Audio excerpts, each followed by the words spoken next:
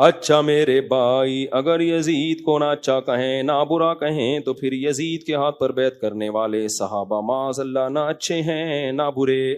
دنیا میں ایک اصول یاد رکھو، شریعت میں جو بادشاہ ہو، جس کے ہاتھ میں قوت نافذہ ہو، اس کے اچھے اور برے کی بحث اسلام میں ہے ہی نہیں، سمجھ رہے ہو؟ اس کی اطاعت واجب ہے۔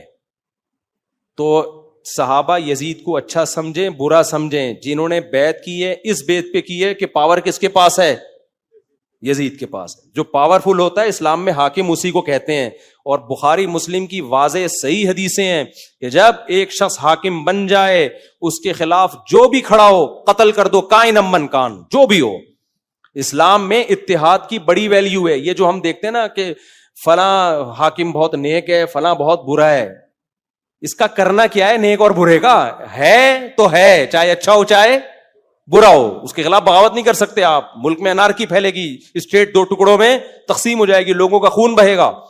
تو جن صحابہ نے یزید کے ہاتھ پہ بیعت کی انہیں اس سے بحث ہی نہیں تھی کہ یہ نیک ہے یا کیا ہے، فاسق ہے۔ انہوں نے کہا پاورفل ہے، بیعت نہیں کرو گے تو بغاوت کے جرم میں قتل کر دے گا، اور اسلامی پھر جو بغاوت کے لیے اٹھیں گے تو اسلامی حکومت ڈیوائیڈ ہو جائے گی، اس سے مسلمانوں کا خون بہے گا۔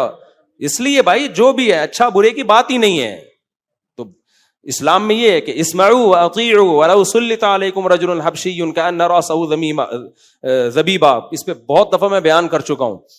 تو آج کل کسی اسکالر کا بیان سن رہا تھا، کلپ آیا ہوا تھا، انہوں نے کہا حضرت معاویہ نے جو ہے بیڑا معاذ اللہ نقل کفر نباشت، بیڑا غرق کر دیا اس امت کا، یوں کر دیا، ایسے فضول 15ویں صدی کے ٹچے بیٹھ کے حضرت معاویہ پہ بات کر رہے ہوتے۔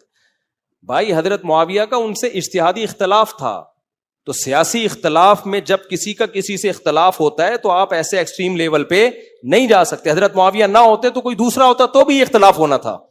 حضرت عثمان کا جب خون بہا ہے تو گورنمنٹ پہ دباؤ ڈالنے کی عوام کو اجازت ہے یا نہیں ہے؟ حضرت عثمان کے رشتہ داروں کو اگر یہ کام حضرت معاویہ نہ کرتے تو ہو سکتا ہے حضرت عثمان کا کوئی دوسری رشتہ دار اٹھ کے کہتا کہ بھائی میں علی کے ہاتھ پہ بیعت نہیں کروں گا جب تک آپ عثمان کے قاتلوں سے قصاص نہیں لیتے۔ یہ آج بھی ہوگا نا، تو آج بھی وہی اختلافات ہوں گے۔ تو اس میں اہل سنت والجماعت کا مذہب کیا ہے؟ وہ بہت آسانی سے مسئلہ انہوں نے حل کر دیا۔ بھائی آج بھی اختلاف ہوتا تو یہی، آج اس طرح کی سچویشن ہوتی یہی اختلاف ہوتا، تو کل ہوئی تھی کل بھی ہے، تو ہم دونوں میں سے کسی کو برا بھلا نہیں کہہ سکتے۔ تو یہ سیاسی اختلاف تھا، اللہ کی طرف سے ایک آزمائش تھی، اور وہ آزمائش حضرت حسن نے کیا کر دی؟ ختم کر دی حضرت معاویہ کے ہاتھ پہ بیعت کر کے، تو وہ بھی ختم۔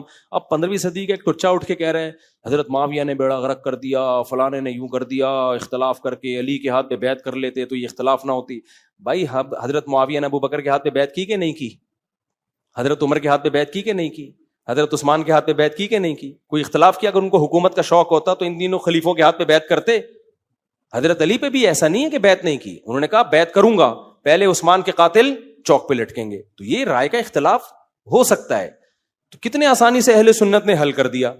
جو اہل سنت کو نہیں مانتے نا، اپنی طرف سے قرآن حدیث کی تشریح کرتے ہیں، وہ ساری زندگی اس مسئلے کو کبھی بھی حل نہیں کر پائیں گے۔